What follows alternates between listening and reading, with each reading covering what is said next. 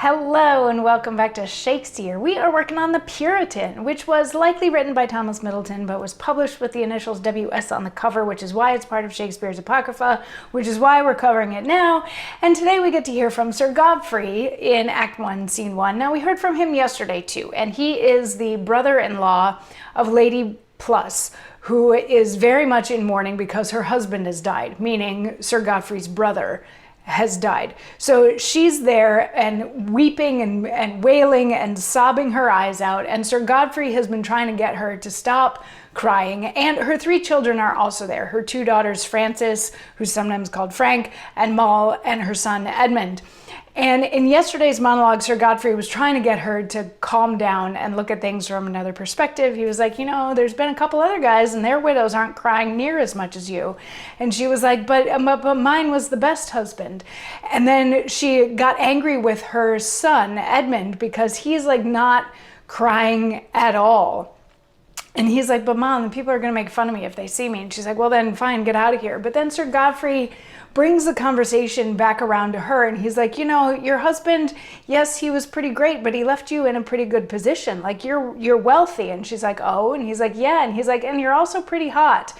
And she's like, oh. And he says, go to, you're fair. You cannot smother it. Beauty will come to light. Nor are your years so far interred with you, but that you will be sought after, and may very well answer another husband. The world is full of fine gallants. Choice e'en now, sister. For what should we do with all our knights, I pray, but to marry rich widows, wealthy citizens' widows, lusty, fair-browed ladies. Go to. Be of good comfort, I say. Leave snobbing and weeping. Yet my brother was a kind-hearted man. I would not have elf see me now. Come, pluck up a woman's heart. Here stand your daughters, who be well estated, and at maturity will also be inquired after with good husbands. So all these tears shall be soon dried up, and a better world than ever. What, woman? You must not weep still. He's dead. He's buried. Yet I cannot choose but weep for him.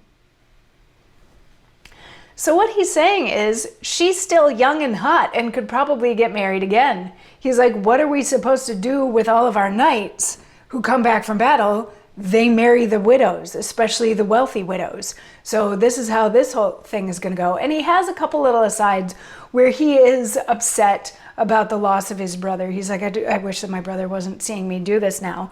But he turns back to Lady Plus and he's like, you've got two daughters too, who are almost of marrying age. So we've got like 3 potential weddings coming up very soon, yours and theirs. So everybody's not going to be sad forever. Like you can stop with the crying, you know, your current husband is dead. Let's move on. And then he has the one last little, you know, I'm very sad about my brother. And we will get to hear Lady Plus's thoughts on getting remarried in tomorrow's monologue. So I'll see you then for that. Mwah.